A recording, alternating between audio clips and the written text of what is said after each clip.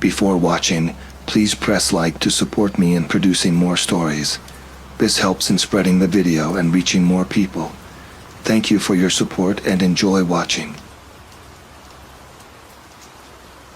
My name is Russ Feldman, and this all happened to me back in 1998 when I was RV camping near the rugged mountains of Kootenay National Park in British Columbia. I'd saved up for a camper, thinking it'd be a quiet way to spend time in nature, maybe fish a little, drink some cold ones by the fire, and forget about the day-to-day grind. I wasn't looking for any thrills. In fact, I wanted the opposite, a break from the stress I thought I'd left behind back in Seattle. But I quickly learned that isolation has a way of attracting things you'd never expect. The drive was long, with the kind of winding roads that snake between trees tall enough to block out the sky. Kootenay is remote, even for a national park. It's not a weekend road trip for most people. I parked my RV on the edge of a valley that dropped steeply toward a clear blue river below, the type you see on postcards. The whole area was deserted, with nothing but the sounds of water and birds, absolute silence, the kind that makes you think you're finally alone. It was perfect. Until that night. It started small. A flash of movement, a strange noise outside.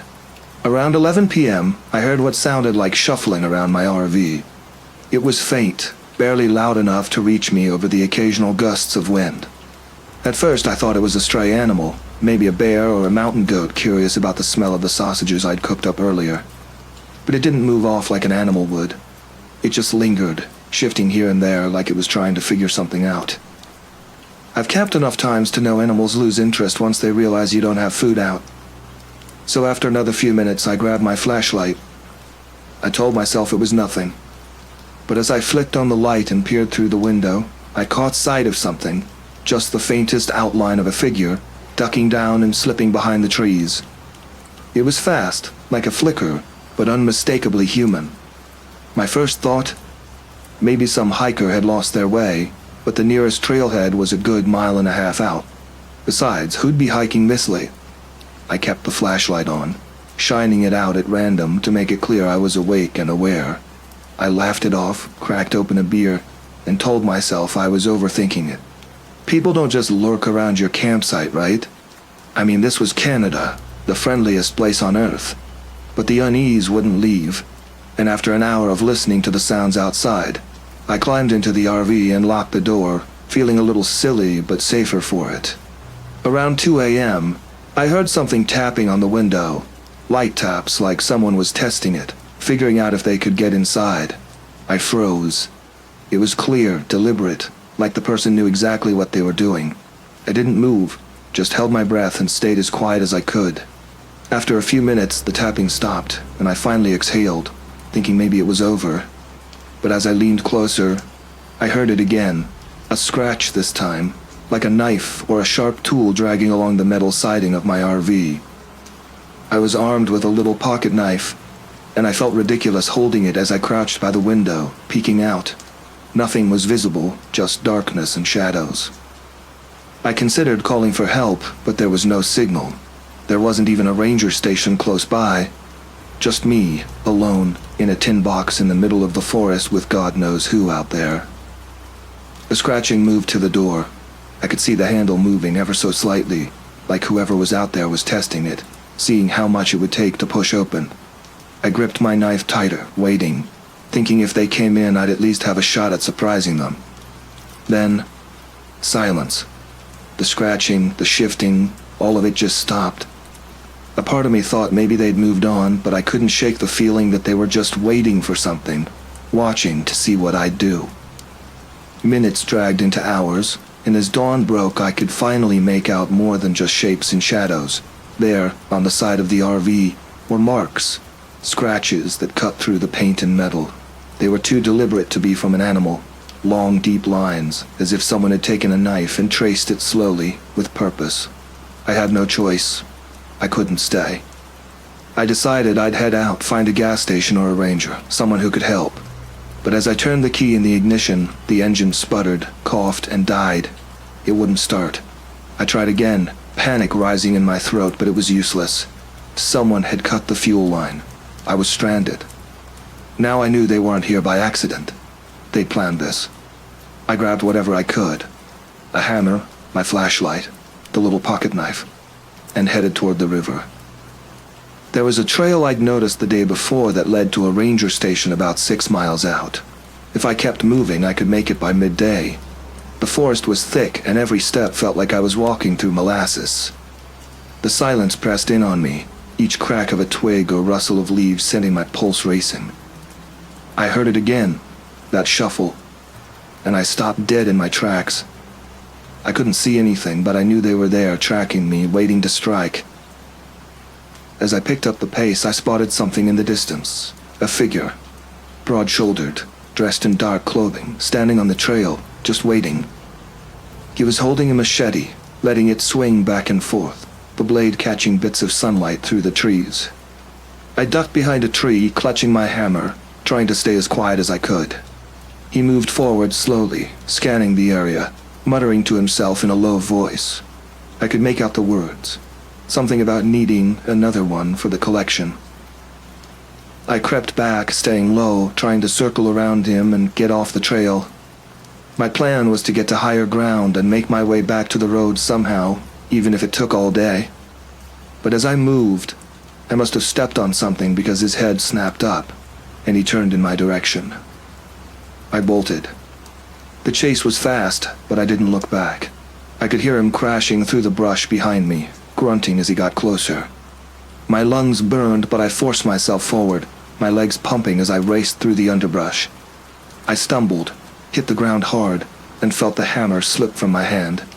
I scrambled for it, but by the time I looked up, he was standing right over me. He smirked, his face twisted and cruel, looking like he'd just caught the biggest fish of his life. Without saying a word, he lifted the machete. My hand closed around a rock, and I threw it as hard as I could, hitting him square in the jaw. He stumbled, giving me the second I needed to scramble up and run again. I knew I couldn't keep this up much longer. But then I saw it, a clearing up ahead with a small cabin I hadn't noticed before. It was old, dilapidated, the kind of place you'd expect to find abandoned decades ago. I didn't have much choice, so I dashed inside, slamming the door behind me. The cabin was dark, with barely any light filtering in through the cracks. My eyes adjusted, and I looked around, hoping to find something, anything that could help me.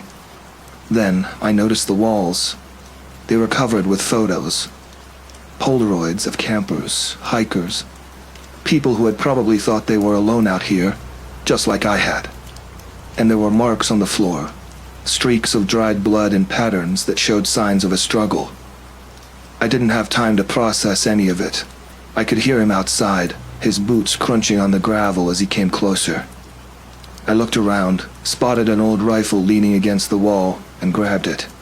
I didn't know if it was loaded, but I was out of options. He burst through the door, and I raised the rifle, pulling the trigger. The sound was deafening in the small cabin, and he staggered back, clutching his chest. His face went from smug to shocked, and he stumbled out of the cabin, collapsing onto the ground. I stumbled back to the trail, every part of me numb and in shock.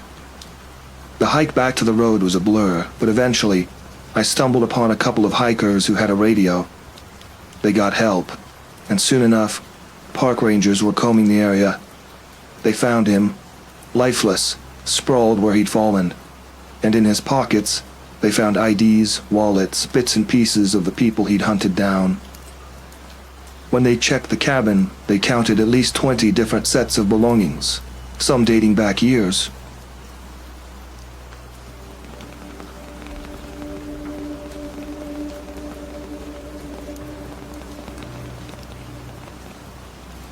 I'm Elijah Blackfeather, and in 2015, I had an experience deep in the Adirondack Mountains of New York that still makes me question what's lurking in the wild.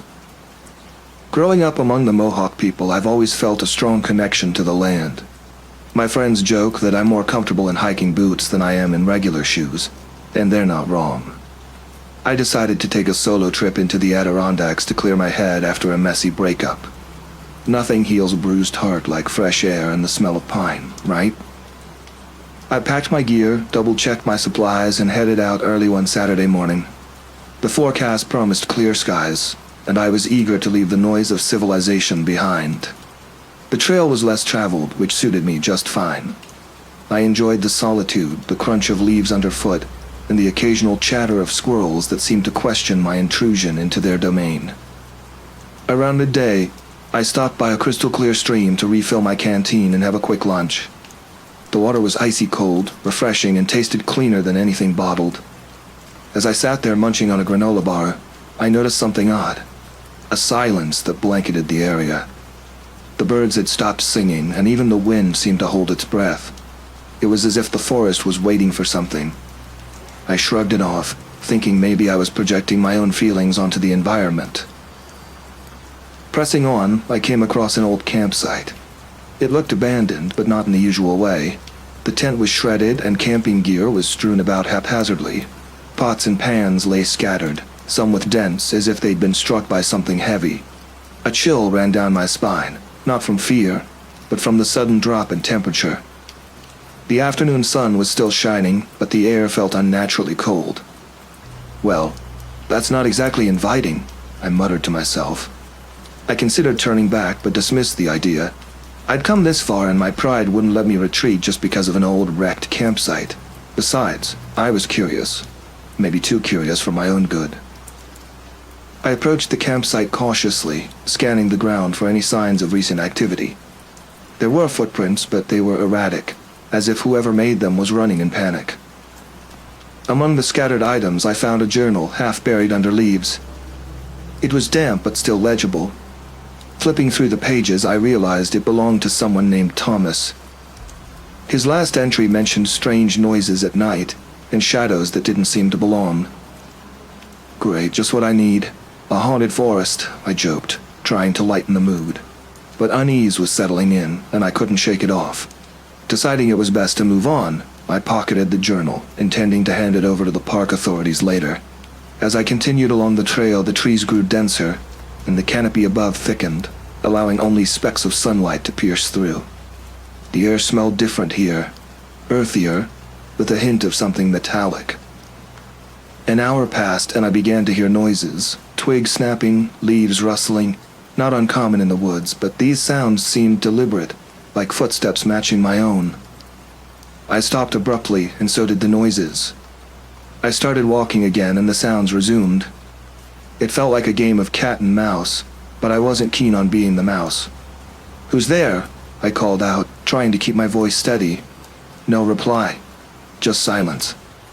I decided to pick up the pace. If someone was trying to mess with me, they'd have to work harder. But the faster I walked, the louder the footsteps became, closing in but never revealing themselves. Out of nowhere, a deer burst through the bushes, darting across the path and disappearing into the thicket. It was missing patches of fur, and its eyes looked wild, terrified. Not exactly the poster deer for woodland serenity. "Okay, Elijah, maybe it's time to head back," I conceded. Pride be damned, there was no shame in trusting your instincts.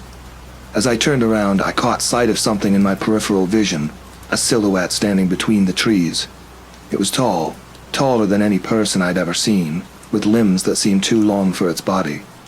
Before I could get a better look, it vanished behind the trunks. I wasn't sticking around for an encore. I began to jog, keeping my eyes on the path but my ears tuned to any movement behind me. The forest seemed to close in, each tree morphing into a potential hiding spot for whatever was out there. Then I heard it. A guttural sound that didn't resemble any animal I'd encountered. It was like the grinding of rocks mixed with a low hiss. My heart pounded in my chest as adrenaline kicked in. I broke into a full sprint, weaving through the trees, ignoring the branches that whipped against my face and arms. My backpack felt like it weighed a ton, but I didn't dare stop to adjust it. Suddenly I tripped over something and fell hard, the wind knocked out of me. Pushing myself up, I realized I'd stumbled over a discarded hiking boot. Next to it was a torn backpack, and not far away, what looked like a human arm partially buried under leaves. Panic surged through me, but I forced myself to stay focused. This was no time to lose it. I needed to get out of there and alert the authorities. As I stood up, I felt a sharp pain in my ankle. A trap? No, thankfully just a sprain from the fall. I could still move, but not as fast. Using a sturdy branch as a makeshift cane, I hobbled forward. The sounds behind me grew louder, branches snapping, heavy footsteps closing in. I glanced back and saw it clearly this time. The creature stood upright like a man but was covered in matted fur. Its face resembled that of a wolf, but the snout was shorter and its teeth were jagged, protruding at odd angles. Its eyes were deep set, reflecting no light. "Not today," I whispered, pushing myself to move faster despite the pain. The path ahead forked and I took the route that led downhill, hoping gravity would aid my escape. The creature let out a roar, a sound so primal it vibrated in my bones. It was chasing me and it was fast. I spotted a narrow crevice between two large boulders, too small for the creature but just big enough for me. Summoning every ounce of strength, I squeezed into the gap. The rocks scraped against my back and chest, but I managed to wedge myself in. The creature reached the boulders and clawed at the opening, its massive arms unable to reach me. Its claws left deep gouges in the stone, and its frustration was palpable. "Ever heard of personal space?" I quipped, my attempt at humor falling flat even to my own ears. It snarled and paced outside, occasionally ramming its body against the rocks in an attempt to dislodge them. I knew this hiding spot was temporary. Sooner or later it would find a way in or wait me out. I fumbled for my phone, praying for a signal. 1 bar, better than nothing. I dialed 911, but the call wouldn't connect. Figures. Then I remembered the flare gun in my backpack, a precaution I'd almost forgotten about. Carefully, I unzipped the bag and pulled it out. I had 1 shot. "Let's hope you're not fireproof," I muttered. Taking a deep breath, I aimed the flare gun at the creature's face and pulled the trigger. The flare shot out, hitting it square in the chest. Flames erupted and the creature recoiled, emitting a horrifying screech. Seizing the moment, I scrambled out of the crevice and darted downhill. The creature was distracted but not defeated. Behind me, I could hear it patting out the flames and resuming the chase. The forest thinned as I neared a clearing. Up ahead, I saw a rustic cabin, a ranger station perhaps. Smoke wafted from the chimney, signaling someone's presence. I burst into the clearing, waving my arms.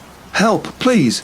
An older man stepped out onto the porch, startled by my sudden appearance. "What's going on?" he shouted. "No time to explain, something's after me." He didn't hesitate. "Inside, quickly!" We bolted into the cabin, and he slammed the heavy wooden door shut, locking it securely. The interior was modest but sturdy, with reinforced windows and a sizable rifle mounted above the fireplace. "Name's Walter," he said, grabbing the rifle. "Care to tell me what's chasing you?" I caught my breath. "I don't know what it is. A creature, something I've never seen before. It's already killed at least 1 person." As if on cue, a loud thud shook the door. The creature was outside, its shadow visible through the small window. Walter peered through the glass. "Well, I'll be damned. Thought those were just old legends." "You know what that thing is?" He nodded grimly. "Some call it the Wendigo. Stories say it's a spirit that possesses humans, turning them into cannibalistic beasts. But I always figured it was just tales to scare kids. Well, it's very real and very angry." The creature rammed the door again, cracking the wood. "Help me push the dresser against the door," Walter ordered. We heaved the heavy piece of furniture over, adding a barrier. The creature continued its assault, the door and dresser groaning under the strain. Walter handed me a hunting knife, in case it gets in. "Great, because I was just thinking I needed a toothpick," I replied, attempting to mask my fear. He gave a slight chuckle. "Got spirit, kid. I like that." The creature began attacking the windows, its claws scraping against the glass. Walter took aim with the rifle and fired. The shot shattered the window, and the creature let out another ear-splitting roar but didn't retreat. "Bullets aren't doing much," Walter muttered. "Maybe we can trap it somehow." He considered this. "There's a cellar beneath us. If we can lure it in and lock it down there, we might buy ourselves some time." "Time for what?" "For the sun to come up. These things are less active during daylight. That's vampires." He smirked. "Details." We formulated a quick plan. Opening the cellar door, we made enough noise to draw the creature's attention. Then, standing at opposite ends of the room, we waited. The creature crashed through the weakened door, eyes locking onto us. It seemed even more monstrous up close, saliva dripping from its fangs. "Hey, ugly, bet you can't catch me," I yelled, bolting toward the cellar entrance. It took the bait, lunging after me.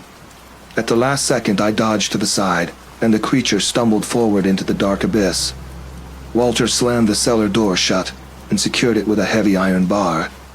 The creature thrashed below, the entire cabin shaking from its fury. "That won't hold it for long," Walter warned. "Then what?" He grabbed a canister of gasoline from a corner. "We burn it." "You're full of surprises, Walter. Learned a thing or two in my years out here." We doused the cellar entrance with gasoline. As the creature began to break through the door, Walter lit a match and tossed it onto the fuel. Flames erupted, engulfing the cellar doorway. The creature let out a final haunting scream as the fire consumed it. The thrashing subsided and an eerie silence filled the cabin. "Is it over?" I asked cautiously. "For now," Walter replied, eyes fixed on the smoldering remains. "But there's always more mysteries in these woods." I slumped onto a chair, exhaustion washing over me. "Next time I need a break, I'm booking a beach vacation." Walter laughed. "Probably a good idea." We waited until dawn, ensuring the creature was truly gone. As sunlight filtered through the trees, I felt a weight lift off my shoulders. "Thank you, Walter. I don't think I would have made it without you," he shrugged. "We look out for each other out here. Speaking of which, we should report this. Who's going to believe us?" He gave me a knowing look. "They'll believe the evidence." Together, we ventured outside. Amid the charred remains, we found bones. Not just of the creature, but of its victims. It was a grim discovery, but necessary for closure. Authorities arrived later that day, alerted by Walter's radio. They conducted their investigation, and the area was cordoned off. The official report listed it as a tragic encounter with a wild animal, details unspecified. A few days later, I did some research, digging into local legends and historical accounts. Stories of the Wendigo appeared in Algonquin folklore, a malevolent spirit associated with insatiable greed and hunger. While skeptics dismissed it as myth, I knew there was more to it. Perhaps the creature had once been human, succumbing to darker instincts. Or maybe it was something beyond our understanding, a reminder that nature still holds secrets we can't fathom. Either way, I learned that some legends have teeth and it's best to keep a respectful distance.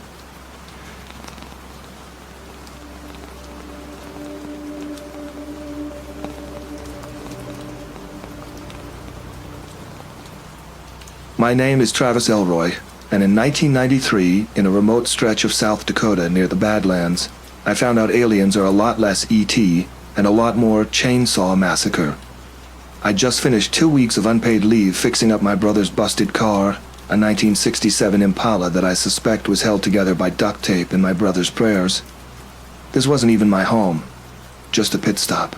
The place had no cell phone service, and the locals thought a Wi-Fi hotspot was a setting on the microwave. That day, I decided to unwind by taking a drive into the endless fields of nothing.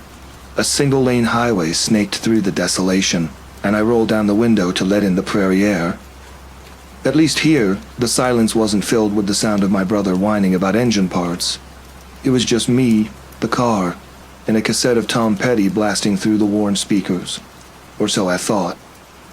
About 30 miles into nowhere, the car coughed twice and died. I stared at the steering wheel and cursed under my breath. Typical. I popped the hood and stared blankly at the engine like I had any idea what to do. A mechanic? I was not. That's when I noticed something. Silence. No wind, no crickets, not even a bird. I turned back toward the road and spotted a shimmer on the horizon. At first I thought it was a heat mirage, but it moved too deliberately, like it had intent. Before I could process it, the shimmer solidified into a craft hovering no more than 20 feet off the ground. It wasn't the saucer I expected. The thing looked more like a jagged black diamond, its surface pulsating like it was alive. A hum filled the air, growing louder until it pressed on my skull. Then came the beam, a bright, unnatural light that lifted me off the ground like I weighed nothing. My stomach flipped, and I could swear I saw my boots dangling in midair before everything went dark. When I came to, I was strapped to a table in a room that reeked of metal and decay. The walls were covered in pulsating organic ridges, part spacecraft, part living creature. Across from me stood two figures. They weren't the little green men from cheap sci-fi flicks. These were taller than humans, with elongated limbs and bodies wrapped in some kind of translucent, gelatinous membrane that glistened under the harsh lights. Their heads were smooth, featureless domes, save for slits that occasionally opened to reveal flickering movement beneath. "Welcome," one said in a flat, synthesized voice, clearly the result of some kind of translation device. "You are the 15th specimen retrieved for Phase 7. "Phase 7? What the hell is that?" My voice cracked as I yanked at the restraints, which felt less like metal and more like tendons wrapped around my wrists. The alien tilted its head as if the question amused it. "Assimilation. We require behavioral data. Your kind demonstrates resistance. We must understand." "Understand what?" My brain scrambled for logic. "How to piss people off." The second alien stepped closer, holding a tool that resembled a scalpel made of liquid light. It began to trace it along my arm, and the surface of my skin sizzled without cutting. "Survival instinct," it said. "Conflict, violence, traits that must be suppressed." My mouth outran my brain. "So you're saying you don't get how humans work because we don't sit around holding tentacles and singing Kumbaya? You could have just read a history book." The first alien's dome flickered. "We have observed your conflicts. We require first-hand data." The table tilted upright, forcing me to face a hologram that sprang to life before me. It displayed what I could only describe as a highlight reel of human atrocities. Wars, murders, and riots. Mixed in were random scenes of modern life, from traffic jams to bar fights. Then the images shifted to their plans for assimilation. Grotesque hybrids of human and alien, their bodies mutilated to accommodate their overlords' designs. My stomach churned. "Okay, I get it," I said, trying to stall. "You want to make us docile, right? You're afraid of us fighting back. Let me save you some time. That's not going to work." The second alien paused, its slits widening as it turned to its companion. "Resilient," it said. "This one will suffice for dissection." "Wait, I shouted. "Don't I at least get a last request? Or are you the kind of species that doesn't have a sense of humor?" The alien tilted its head again. "Humor? Yeah, like jokes." I threw out the first thing that came to mind. "Why don't aliens eat clowns? Because they taste funny." The second alien stopped moving, and for a split second I thought I'd broken it. Then it turned to its partner. "Illogical." "Exactly," I blurted. "Humans are illogical.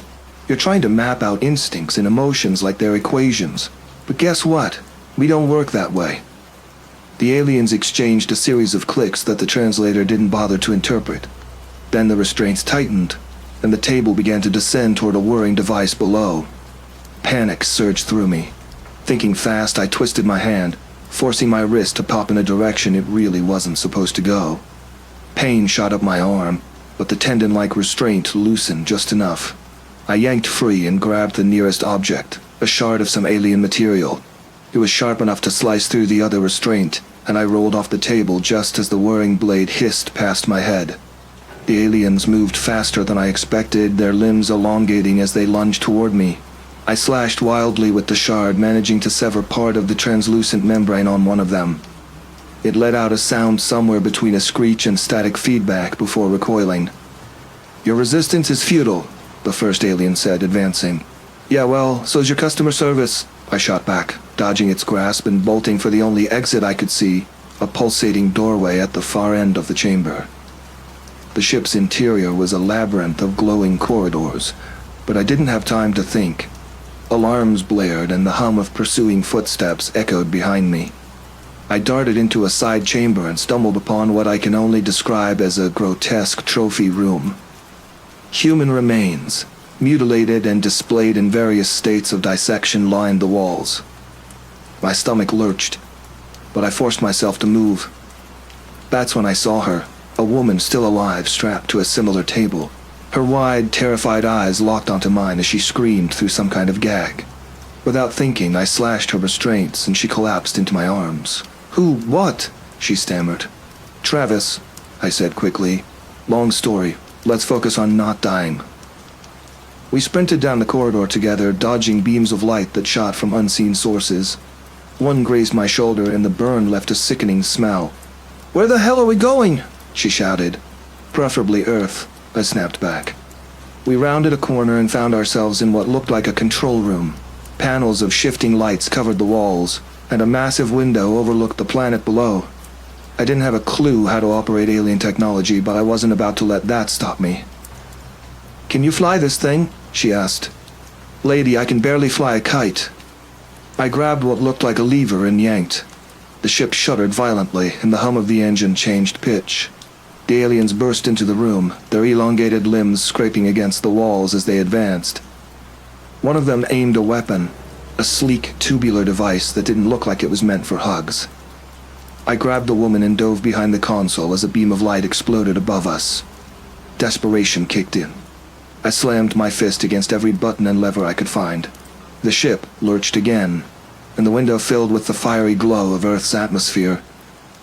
"What did you do?" she screamed. "Best guess? I set this thing to crash," I said, pulling her toward an escape pod I'd spotted in the corner. We barely squeezed inside before the door sealed shut. Through the pod's tiny window, I watched as the ship erupted into flames, pieces of it disintegrating in the upper atmosphere. For a moment, I thought we were safe. Then the pod shuddered violently, and I realized it was hurtling toward the ground at an alarming speed. We landed in a farmer's field, the impact rattling my teeth. Smoke and sparks filled the air as I kicked the hatch open. We stumbled out, bruised but alive. The woman turned to me, shaking her head. "You're insane, you know that?"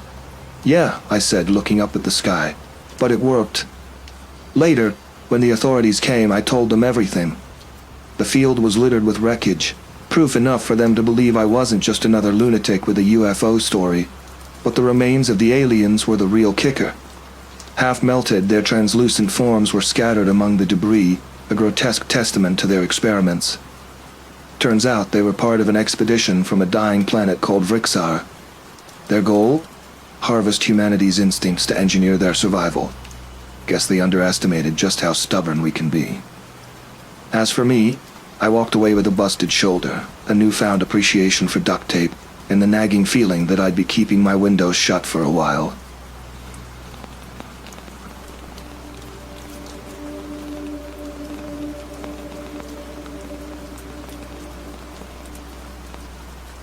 I'm Bryce Anders, and I've been a forest ranger for about 8 years, give or take.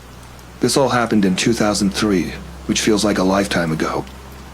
I don't tell this story often because, honestly, it sounds like something you'd read about in one of those tabloids at a gas station checkout. Except I lived it, and the people involved didn't walk away. I was stationed out in Organ Pipe Cactus National Monument, Arizona. The job wasn't glamorous, but it paid the bills and kept me outside, which was the whole point. You get some crazy stuff out there. Drug runners, lost hikers, the occasional rattlesnake bite. Nothing really gets under your skin after a while. You develop this thick hide when dealing with the desert's unpredictability. Now, this place is huge, sprawling over miles of scorching heat and cacti with little water to speak of. You could drive for an hour and still be in the middle of nowhere, with not a soul in sight. That's the setting. So picture that for a second. Just me, cacti as far as the eye can see, and an endless sky that never rains. It was the middle of the week, dead quiet like it usually is. The sun had started sinking when the call came through. Some campers had radioed in from the Alamo Canyon trailhead about a missing person. 2 families out hiking, an uncle, 2 nephews, and one of their buddies had gone ahead of the rest. The plan was to meet up at the camp later, but they never showed. No big deal, I thought. Probably took a wrong turn or decided to camp out overnight somewhere off trail. I didn't rush. Around 7 in the evening, I hitched up the old ATV and started heading out toward the trailhead. The sun was setting, casting these long, harsh shadows across the desert floor. But here's the kicker. About halfway there, I got a call from dispatch, saying that the campers had found something. They didn't say what. but their voice had that tone that screams, "Not good." I tried to brush it off, telling myself that it was probably just a wild animal, or one of the kids got spooked by a coyote. Stuff like that happens all the time, but by the time I got out there, everything just felt wrong. You know how people say they get that feeling of dread? I had that, but I pushed through. When I arrived, the two families were huddled near their tents. Their faces were white as sheets, and one of the guys, can't remember his name, was holding his stomach like he was gonna puke. The kid who radioed in, Mike or something, pointed me toward the direction of Alamo Canyon. He didn't have to tell me twice. I grabbed my flashlight, gun in its holster, and set off. The trail was narrow and winding, surrounded by thick scrub and saguaros that looked more like towering ghosts than plants. The desert has a way of playing tricks on you when the light starts fading, but I kept my focus on the path. About 20 minutes in, I spotted it. At first, it looked like a discarded sleeping bag, but as I got closer, the smell hit me, a rotting stench that filled the air so thick you could taste it. It was the uncle, or at least what was left of him. The top half of his body was there, but the legs, they were just gone. Like something had ripped him apart, clean through the middle. And the worst part? His torso was covered in what looked like bite marks, ragged chunks of flesh torn out, but no blood around him. Whatever did this didn't drag him. He died right there, and I don't think it was quick. I had to step back and take a breath. The last thing you want to do is lose your head when you're in the middle of nowhere. I called in the situation and kept moving. There were still 3 people unaccounted for. Maybe they got away, or maybe... well, I didn't want to think about the ore. As I pushed farther into the canyon, things got weirder. The air felt thick, like it was pressing down on me. The wind had stopped, and all I could hear was the crunch of my boots against the dirt. I knew I wasn't alone. I found the next one, the buddy, about a quarter mile from the uncle. Same deal. His chest was shredded, like something had clawed its way inside. His face was locked in this expression of absolute terror, eyes wide, jaws slack. Whatever got him, he saw it coming. And like the uncle, there was no sign of a struggle. No trail of blood, no scuffle, just his body, torn open. Now, I've seen mountain lion attacks before.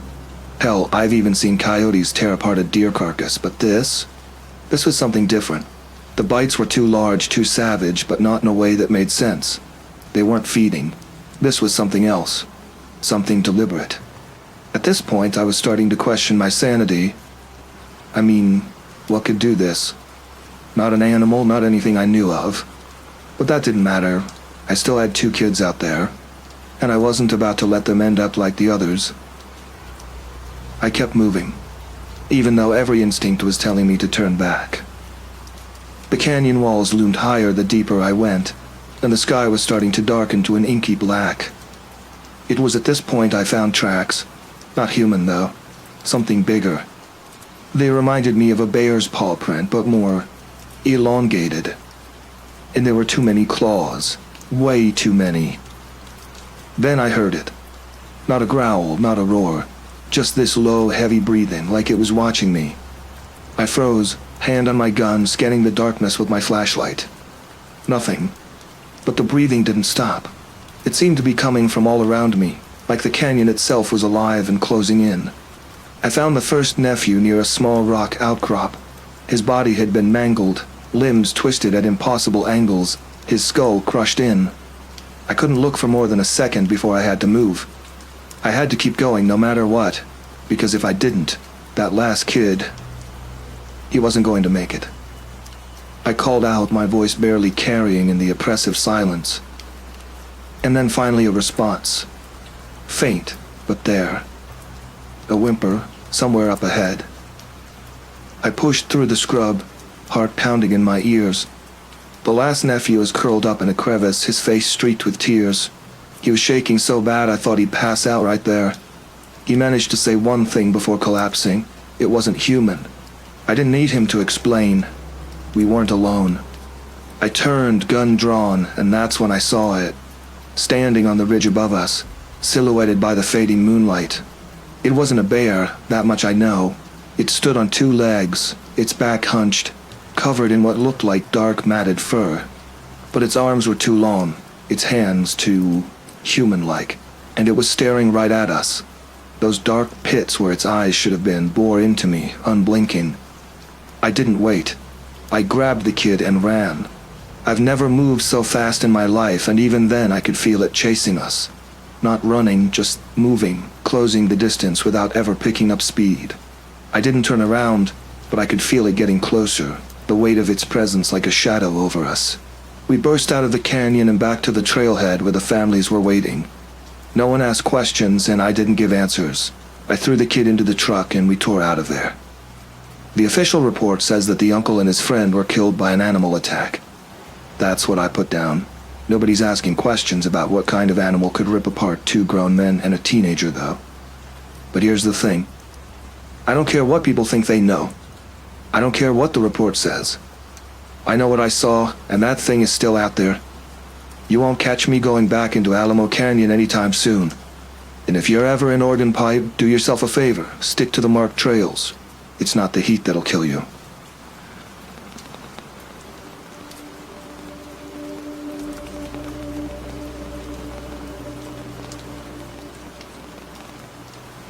My name's Darren Kinsler, and it was 1994 back in Rangel St. Elias National Park in Alaska, where the mountains stretch into the clouds, and you could swear the place is as untouched as it gets.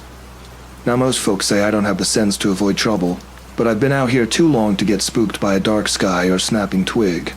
I've got a sense of humor sharper than most folks, and I figure that's what keeps me sane out here in all this vast emptiness.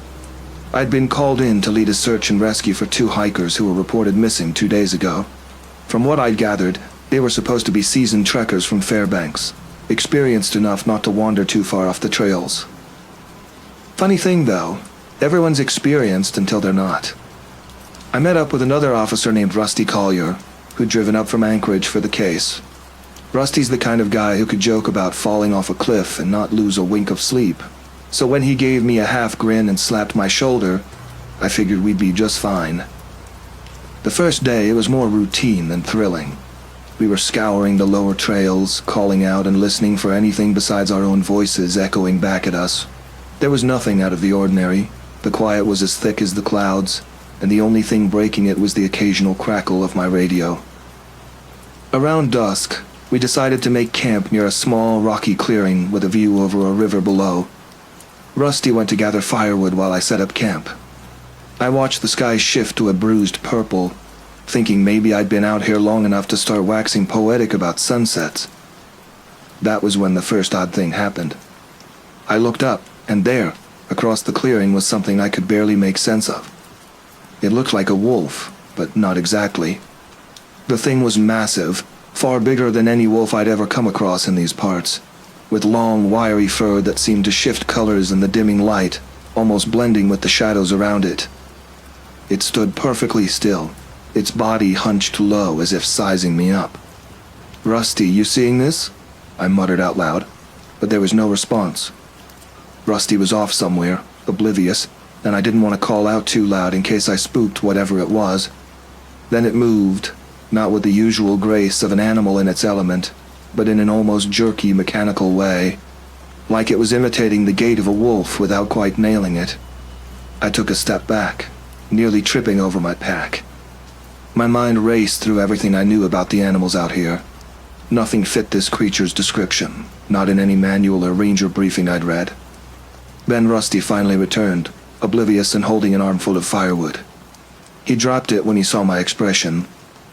"What's got you spooked, man?" I gestured toward the edge of the clearing, but by then, the thing had melted into the shadows. There was something, looked like a wolf, but bigger. Didn't move right. Rusty just laughed, though his smile faded a little when he saw my face. "You're serious?" I nodded. Dead serious. That thing was watching me. Rusty shrugged. "Could be a grizzly, maybe one that got kicked out of its territory. They can look strange when they're gaunt." But I knew what I'd seen, and it wasn't a bear. We let the matter drop, and the night moved along with the usual banter and Rusty's terrible jokes, though I kept one hand near my knife the whole time. The next morning, we hiked up toward higher ground, hoping to get a better vantage point. It was a tough climb, but Rusty and I weren't exactly new to this terrain. Halfway up, though, we hit an old cabin, more dilapidated than most I'd seen out here. The wood was splintered, and it looked like the place hadn't been inhabited in decades. "Odd place for a cabin," Rusty muttered, kicking at the woodpile by the door. "Not a lot of people know this far out. Might have been some trapper's place." I bent down to examine some marks on the ground. There were deep, irregular gouges in the dirt, like something had been dragged. My instincts were buzzing now, the kind of alert that creeps into your bones. We searched around inside the cabin, finding the usual: broken glass, rat droppings, a few rusted cans. But in the corner, almost hidden by debris, was something chilling: a ripped, blood-stained backpack. My heart sank. It matched the description of one of the missing hikers' packs. Rusty's face turned serious. "This ain't right, Darren. Not at all." He wasn't kidding. The blood looked fresh, smeared across the fabric, and there were claw marks on the pack that looked too sharp and too precise to belong to any animal I could name. That night, we stayed up in shifts, one of us always keeping an eye on the surroundings. We hadn't found any more signs of the hikers, but there was no way we were leaving after that discovery. Around midnight during my shift, I heard something rustling outside. Not the usual soft breeze or a fox sneaking by. This was heavier, slower, almost intentional. I gripped my flashlight and leaned out of the tent, shining it across the clearing. It was back, the creature from before. Only now it was closer, and the details were even more disturbing. Its fur seemed matted and uneven, patches missing, exposing skin that looked raw and unnatural. Its limbs were long and thin, like it had been stretched out of proportion. This time, it was dragging something, a limp form, unmistakably human, by the arm. I couldn't tear my eyes away, but I forced myself to move, my hand shooting to my radio to wake Rusty. Before I could say a word, the creature lifted its head, almost like it knew I was watching, and tilted it in the most unsettling way. Its head twisted too far, an unnatural angle that no creature should be able to achieve. Rusty woke up and scrambled out of the tent, his face turning a shade paler as he saw the scene in front of him. He didn't have to say anything. The fear in his eyes was answer enough. We both stood there frozen, watching as the thing dropped the body and slinked back into the darkness, its form shifting and melding with the shadows until it was gone. We didn't speak much after that, both of us lost in our thoughts. Come morning, the body was still there, but it wasn't recognizable anymore. It had been torn up, shredded in a way that wasn't natural, like the thing had dissected it for its own curiosity rather than out of hunger. Rusty shook his head and muttered a few choice curses under his breath. "We need to get out of here," he said, a rare tremor in his voice. Rusty, who could laugh off most things, looked genuinely shaken. We'd made up our minds to leave and report everything to the higher-ups when something new caught my eye. Off to the side, by the tree line, was another set of claw marks, deeper this time. But they weren't just random. They almost looked deliberate, like symbols or some twisted kind of writing carved into the bark. They seemed to be some kind of warning or territorial claim, though what the creature was trying to communicate, I had no idea. "Whatever that thing is, it doesn't want us here," I said, trying to keep my voice steady. Rusty gave a half-hearted chuckle. "Great, now we're trespassing on cryptid turf. Guess that's a new one for the resume." We started down the trail as fast as we could manage. The unease only grew as we went, a feeling that we were being followed clinging to us like a shadow. Occasionally I'd look back, catching fleeting glimpses of movement between the trees. It never showed itself fully, but it was there, taunting us. As we finally reached the parking area, Rusty climbed into his truck and slammed the door. I barely had the presence of mind to do the same, my mind still replaying every surreal moment of the past 24 hours. Just as I turned the key in the ignition, something crashed against the side of the truck.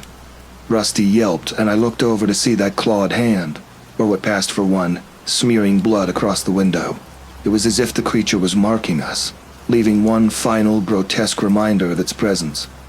We sped out of there, not slowing down until the ranger station was in sight. I could still see those claw marks in my mind, like twisted symbols mocking us. As I filed the report, I left out the part about the thing's body language, the way it seemed too knowing, too human, almost. No one would believe me if I said it moved like it was mimicking something, like it understood more than it should. Rusty went back to Anchorage and kept his mouth shut, but I stayed around, doing a little research on the park's history. Turns out there were a few scattered legends about shapeshifters or creatures that mimicked human traits, using them to lure in prey.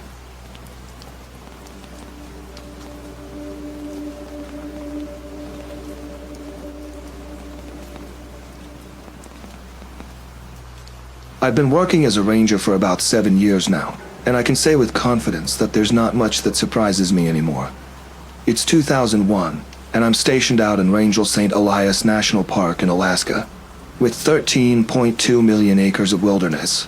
It's one of the biggest and most remote places in the US, and that's precisely why I love it. No annoying tourists asking where the bathrooms are, no traffic jams, just you and nature. Well, most of the time. My name is Elias Kane. I wasn't one of those guys who grew up in the wild, learning to pitch tents and hunt with their bare hands. Nah, I'm a city boy through and through. Grew up in Philadelphia, stuck in that concrete jungle. But after my third office job, something snapped. It wasn't some grand epiphany. I just got tired of looking at cubicle walls and dealing with office politics. Decided I wanted to live somewhere I couldn't hear a car horn for at least a week at a time. The thing about working as a park ranger in a place like this is that it can get real lonely, real quick. Some guys don't last a year, and I get it. It's not for everyone. You've got to enjoy your own company out here, find peace in the quiet. I'd be lying if I said I didn't enjoy the isolation. It's like the park, and I have an understanding. But I'm also not stupid. Nature isn't something you take for granted. That's something I learned pretty fast. So, when they called me in that morning about a missing group of hikers, I wasn't thrilled. Not that I don't take those calls seriously, but 99% of the time, it's people who got lost off trail, sprained an ankle, or forgot their map. A couple hours later, they're found and all's well. This time, though, something was off from the get-go. The group was reported missing by a guy named Edward Redding, who had stayed behind at the base of the trail because of a bum knee. He hadn't heard from his friends, 2 guys and a woman, for nearly 24 hours, and there was no cell signal where they were last known to be.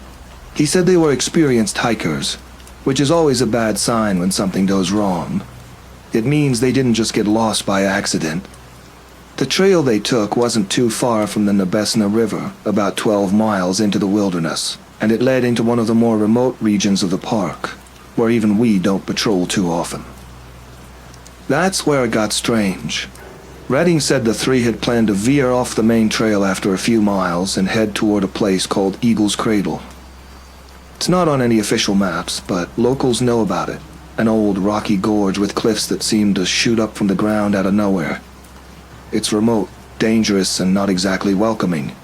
I met up with Redding that afternoon, and right away I could see the guy was panicking but trying to keep it together. He was in his mid-40s, graying hair, a bit overweight, definitely not the hiking type, which explained why he stayed behind. He kept apologizing for calling us out there, as if it was all his fault for letting his friends wander off. He gave me the rundown, and we set out. I had another ranger, Holly, with me. She's tougher than most guys I know, but even she wasn't thrilled about the assignment. By the time we hit the trailhead, the sun was low in the sky. We had about 5 hours of daylight left, which wasn't ideal for a search this far out, but we didn't have much of a choice. The first few miles were easy, nothing out of the ordinary. Just the quiet of the forest and the sound of our boots crunching over the dirt. But once we started getting closer to the area where the group had planned to go off trail, things got weird. The ground was soft, like it had rained, but there hadn't been any rainfall for over a week. And then there were these huge tracks, far too big for a bear and not the shape of anything I'd seen before. They were deep. Whatever made them was heavy. Holly noticed them first, and we both stopped. "Moose?" she asked, though she didn't sound convinced. I knelt down, running my fingers through the damp earth around the track. No moose I'd ever seen left prints like that. Too round, too wide. We kept moving, but I couldn't shake the unease that had settled in my gut. You learn to trust those instincts out here. We followed the tracks for a while, veering off the main trail, deeper into the wilderness. That's when we found the campsite. It was abandoned. 2 tents were still standing, but one was ripped open from the side, not unzipped. Redding looked like he was about to lose it, his face pale and his hands shaking. "They wouldn't just leave," he muttered. "Stay back," I told him, moving closer with Holly. We did a quick sweep of the area, calling out for the missing hikers. No answer, just the wind rustling through the trees. But there was blood. It wasn't much, just a few drops on the rocks near the torn tent, but enough to tell me something bad had gone down.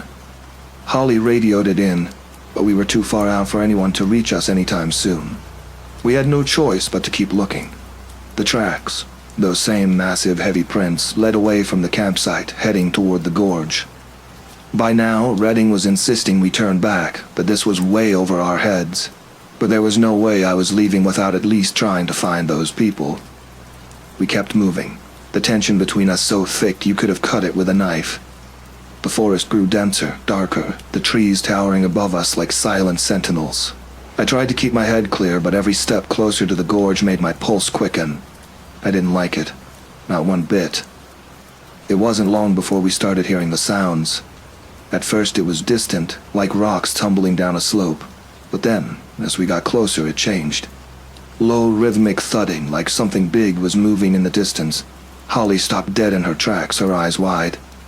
"You hear that?" I nodded, gripping the rifle slung over my shoulder. I don't use guns much. Never needed to out here. But I was damn glad I had one now. Whatever made those prints, whatever tore open that tent, was still out there. Then we saw it. Movement through the trees. Something massive, shifting in the underbrush. I raised the rifle, scanning the area, but I couldn't get a clear view. It was fast, faster than anything that size should have been. A flash of dark fur or feathers, I couldn't tell. And then it was gone. We kept moving, adrenaline pumping now. The gorge wasn't far, and I had a sick feeling that's where we'd find the hikers, or at least what was left of them. The tracks led us to the edge of the gorge, where the cliffs dropped off sharply into the rocky depths below. That's where we found the first body. It was one of the men, what was left of him anyway. His body was mangled, shredded like he'd been through a meat grinder. Holly cursed under her breath, and Redding fell to his knees, retching. I tried to stay calm, but my hands were shaking. This wasn't the work of a bear, or any animal I knew of. This was something else, something stronger, faster, more violent. We kept looking, but it didn't take long to find the other two. The second man was in pieces, scattered along the rocks near the gorge's edge. The woman, we found her further down, her body slumped against a tree, her face frozen in terror. And then, that sound again, the thudding. Louder this time, closer. I turned, rifle raised, scanning the tree line. There it was again, moving through the brush, circling us but staying just out of sight. My heart was pounding in my chest, every instinct telling me to run, but I couldn't leave Holly or Redding. Then, out of nowhere, it lunged. Not at me, not at Holly, but straight for Redding.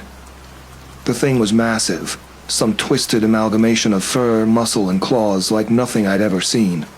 It slammed into him, knocking him to the ground with a sickening thud. Holly screamed, raising her gun, but it was too late. The creature tore into Redding, ripping him apart like he was nothing. I fired, once, twice, but the bullets barely seemed to slow it down. It turned, blood dripping from its jaws, and fixed its gaze on me. That's when I saw it up close. It wasn't just big, it was grotesque. It had the body of a bear, but its limbs were longer, more human-like, with claws that could slice through bone like butter. Its face was a twisted snarl somewhere between wolf and man, but with an intelligence in its movements that sent a chill down my spine. I fired again, emptying the rifle into its chest. This time it staggered back, letting out a guttural, almost pain sound, but it didn't stop. It charged again, and I braced myself for the end. That's when Holly, quick, thinking as ever, hurled a flare right into its face. The creature roared, not in pain, but in fury, and for a moment it was blinded. I grabbed Holly's arm and we ran. We didn't stop, didn't look back, just kept running until we collapsed from exhaustion. By the time we made it back to the trailhead, it was dark, and we were both covered in blood and dirt. There was no sign of the creature, no sign that it had followed us. but I know it's still out there, somewhere in the gorge, waiting. They brought in a team to retrieve the bodies and investigate, but they won't find anything. Not really. Not anything that makes sense anyway. The official report says it was a bear attack, but Holly and I know better. As for Redding, well, they'll say he died trying to find his friends. A hero in his own right. But I'll always remember him as the guy who asked, right before we left the trailhead, "You think we'll see any bears?" Hell of a punchline, don't you think?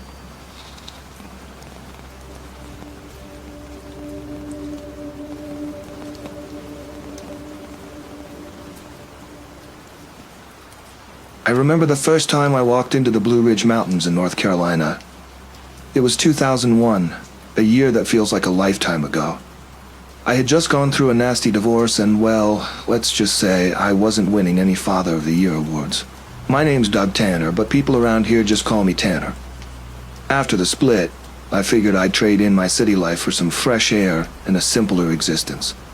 I wasn't looking for peace, though. More like distraction. I thought the mountains would give me that, and for a while they did. You get to know a place like that over time, the way it breathes, how the wind moves differently depending on where you stand. The Appalachian Trail has this strange rhythm. At first it seems peaceful, calm even, but then you notice things. Branches broken in odd ways, sounds that don't match the animals you expect. The locals in town would say things like, "That mountain's got a temper."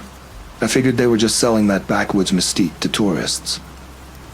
I'd been guiding small groups on hikes for about a year by then.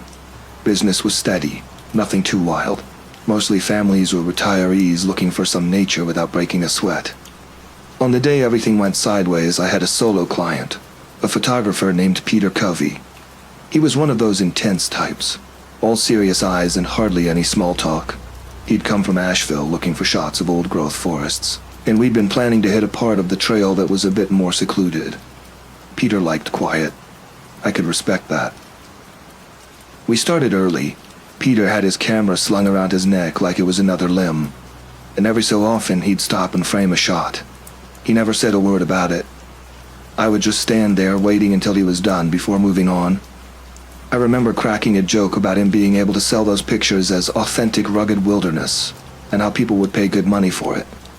He gave me a sideways glance, didn't even crack a smile. Tough crowd. After a couple of hours, we veered off the main path. This wasn't unusual. I'd taken other folks through side routes before. Sometimes they wanted the thrill of being off the beaten path. You know, like they were discovering something new. But this time, it felt different. The trees were thicker here, closer together. The sounds changed too. You stop hearing birds after a while, and it's like the forest holds its breath. I made some half-assed observation about how you could always tell when a storm was coming, but Peter didn't care. We hit this clearing and Peter suddenly got animated. Well, as animated as he ever got. There was this massive oak tree with these deep, jagged cuts in its trunk. He was snapping away at it when I noticed something strange. The cuts weren't random, they were too precise, like someone had taken a hatchet to the tree with purpose. I knelt down and ran my hand over the grooves. Old. Real old. "You think this was done by someone?" I asked Peter. But he was too focused on his lens to answer. A shiver ran down my spine. Not fear, exactly. Just a sense that something wasn't quite right. We decided to keep moving, heading deeper into the thick of it. That's when the smell hit. Rotten, but not like a dead animal. This was sharper, more metallic, like rusted iron mixed with something foul. Peter wrinkled his nose and said, "You smell that?" "Yeah," I replied, though I didn't really want to talk about it. We pushed forward. The ground was softer here, our boots sinking into the earth with every step. Then Peter stopped dead in his tracks, his eyes wide as he stared at something up ahead. I followed his gaze, and that's when I saw it. A body, slumped against a tree, its limbs all wrong, twisted in ways no living thing could manage. The face was unrecognizable, but the clothes were still mostly intact, dirty and torn, but human. I've seen death before. Hell, I've been around enough hunting accidents and wild animals to know what happens when a body gets left out too long. But this wasn't an animal attack. There was no tearing, no claw marks. The body looked crushed, like something had pressed down on it with enough force to break bones without breaking skin. And the smell, the iron, it was stronger here, nearly choking. Peter, the tough, silent type, was shaking now. He fumbled with his camera, snapping pictures like he was on autopilot. I didn't say anything. What could I say? We were way off the trail, no cell service, and about an hour's hike from the nearest ranger station. "We should get out of here," Peter finally muttered, breaking his silence. But as we turned to leave, that's when we heard it. A low, rumbling growl, not like any animal I'd ever heard. My first thought was a black bear, but it didn't fit. This was different, more deliberate. Peter froze, his eyes wide as saucers. I reached for the small knife I always carried, completely useless, I knew, but it was better than nothing. The trees started to shake, not from the wind, but from something big moving through them. I grabbed Peter's arm and whispered, "Move now!" We didn't run. Running would have been stupid. But we moved fast as we could without breaking into a full sprint. I could hear whatever it was, still behind us, not far but not gaining either. It was like it was toying with us, letting us think we had a chance. Peter stopped suddenly, turned, and aimed his camera toward the sound. "What the hell are you doing?" I hissed at him, but he just started clicking away, snapping photo after photo into the trees. Then I saw it. A flash of movement between the trunks, something massive, something not quite animal but not human either. It had fur, but it moved on two legs, fast, almost like a wolf, but bigger, bulkier. Peter lowered his camera, eyes locked on the thing, and whispered, "It's watching us." I grabbed him by the arm again, pulling him away. We started moving faster now, not caring about noise anymore. The forest seemed to close in around us, the trees getting thicker, the ground muddier. I heard Peter behind me muttering to himself, I got it. I didn't know what he meant until I saw it in his hands, his camera, aimed straight at me. He wasn't photographing me, though. He was photographing what was behind me. I didn't stop to look. I couldn't. The growling got closer. I could feel it more than hear it, like it was vibrating the air around me. I turned just in time to see Peter disappear into the underbrush, yanked backward by something huge, his scream cut short. I froze. I couldn't see what had him, only the thrashing of bushes and trees as it dragged him off. I didn't think. I just ran. I ran until my legs gave out, collapsing against a rock, chest heaving, my mind racing. Peter's screams echoed in my head, and I knew there was no way I could go back for him, even if I had wanted to. When I finally stumbled out of the woods, disoriented and covered in mud, I found the ranger station closed. I had no choice but to hike back to the trailhead alone, every sound in the woods making my heart race. Later, when I finally got in touch with the authorities, they searched the woods for Peter. They didn't find him, not at first. They found his camera, though. The pictures were the only thing left of him, grainy, out-of-focus shots of trees, the forest floor, and one last photo, blurry but unmistakable. A massive figure, something not quite animal, standing on two legs watching us. They called it a bear attack. Of course they did, but I knew better.